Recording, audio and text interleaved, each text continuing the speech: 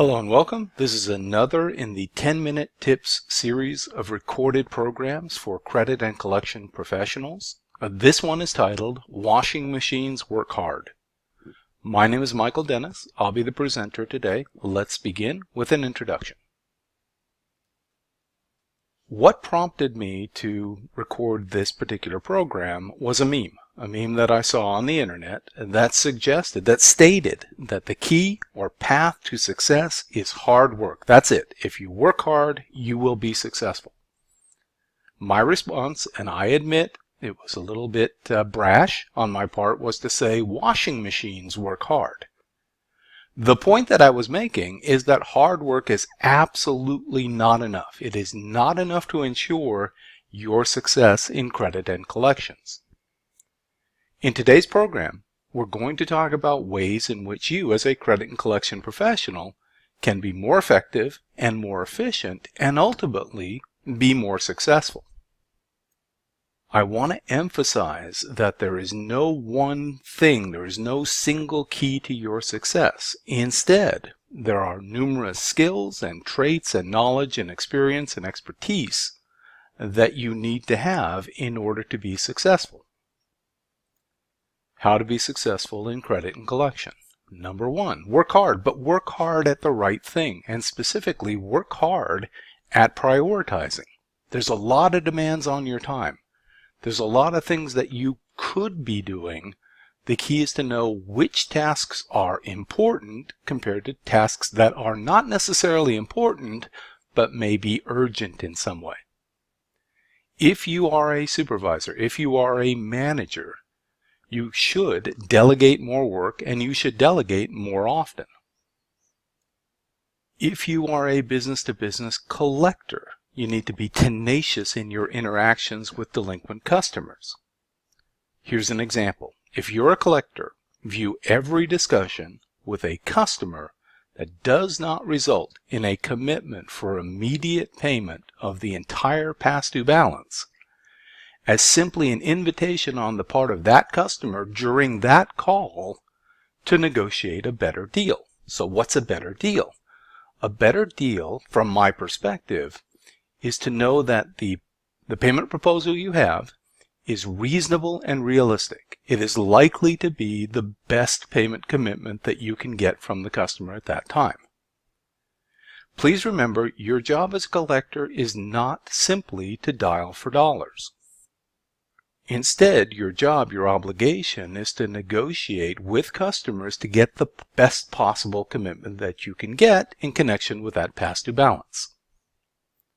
Another key to success is keep adding to what you already know. In other words, never stop learning. Another important idea, and this may seem a bit controversial, is stop creating daily to-do lists and instead create a must-do list. A must-do list of high-priority work that you need to get done the next day or the next week or in the next month. How to become more successful in credit and collections continued. I think it's a great idea to borrow good ideas and great ideas wherever you find them, wherever you hear them. It could be from colleagues, it could be from your boss, it could be from a subordinate, it could be at an industry credit group meeting, it can be anywhere, but you should be on the lookout for good ideas that you can incorporate into the work that you do today. In my opinion, every person in the credit department, irrespective of their job title, irrespective of their job duties, needs to have a bias for action. In other words, they need to be proactive, not reactive. If your job involves interactions with people in your sales department, do a better job of communicating. And here's one simple example of how to do a better job. Try to provide the sales department with advance notice of an upcoming credit hold. And we do that not so that the salesman can try and talk us out of the decision, but so ideally they can intervene. They can talk to their customer and convince their customer to do the right thing before you have to impose the credit hold as a way of forcing the issue.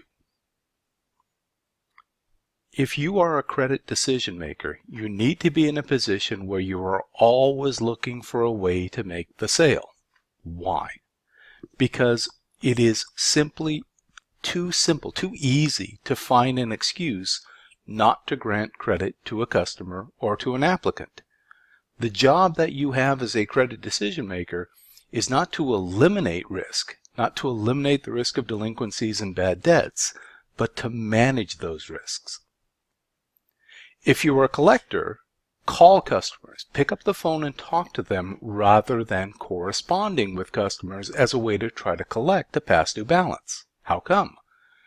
Because any form of correspondence is one-way communication. Whether it's an email, whether it's a dunning notice, whether it's a letter, it is one-way communication. The advantage of picking up the phone and talking to the customer from our perspective is that we get immediate feedback.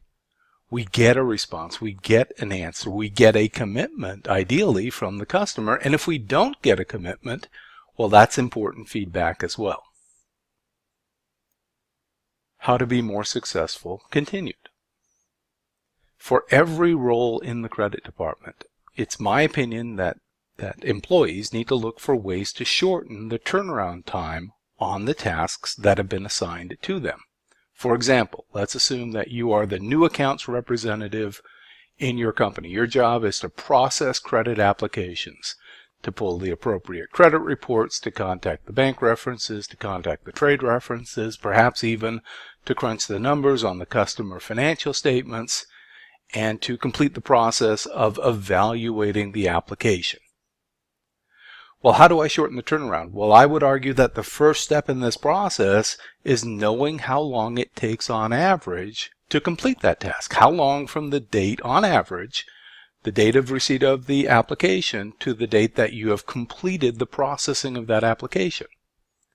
And if it's, I don't know, let's say it's 10 days. Well, once you know on average it takes 10 days, then you get to think about and talk about and consider the best way to shorten the turnaround time while at the same time ensuring that the work is done of sufficient quality that the decision maker is able to make the right decision in connection with that application.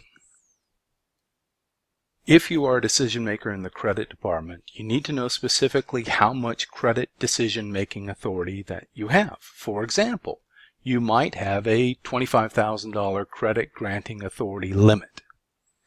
And with that in mind, you would never approve a credit limit in excess of $25,000, but it's equally important to not pass the buck in connection with decisions that you can and should be making.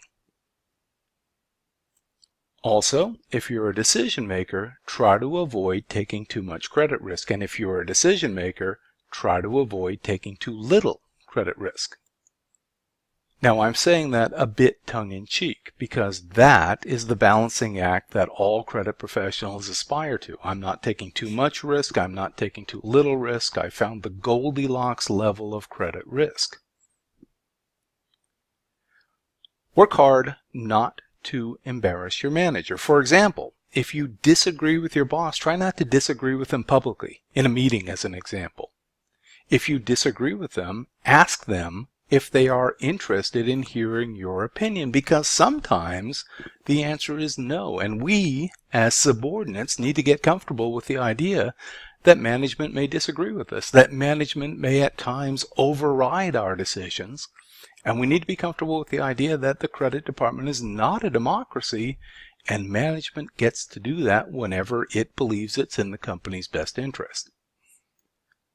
Please remember that every day, competitors of your company are focused on doing things like reducing costs, improving customer satisfaction, and shortening turnaround times. So at a minimum, we need to do the same.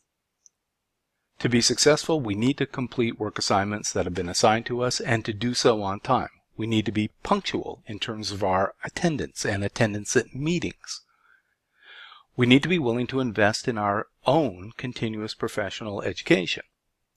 We need to keep whatever commitments we're making to our boss, to our customers, to the sales department, to our colleagues, to our coworkers. To the extent that we generate correspondence, that correspondence should be brief and it should be clear. And more specifically, when you generate correspondence, think about making it clear what you want or need the other party to do and how soon you need them to take that action. To be successful, we have to learn from our mistakes, but the first step, of course, is to admit that we've made the mistake. In addition to learning from our own mistakes, we need to learn from mistakes made by our coworkers. And we need to focus on adding value, because what was good or even good enough last year is not going to be good enough this year or next year. If you're a collector, don't only ask about invoices that are over X, over 30 days past due. Ask about all past due invoices. If you're a collector, make sure that you're allocating sufficient time to address and resolve customer deductions, because if you don't make the time, if you don't take the time, unfortunately, you're likely to be in a position where you have to write off those deductions. Recognize that you can limit bad debt losses by updating credit files more frequently. If you're a collector, you can reduce customer delinquencies by calling customers more often and sooner. In all interactions with customers, everyone in the credit department ought to be focused on maintaining or ideally on increasing customer goodwill. It's important to be successful that you keep promises that you make. It's also important that you avoid conflicts of interest and that you disclose to your manager any scenario, any situation that may appear to be a conflict of interest. Thank you for your time. I hope you agree that the key to success is not as simple as working hard. If you're interested in more information on this topic, here's how you would go about getting it. Thank you again for your time.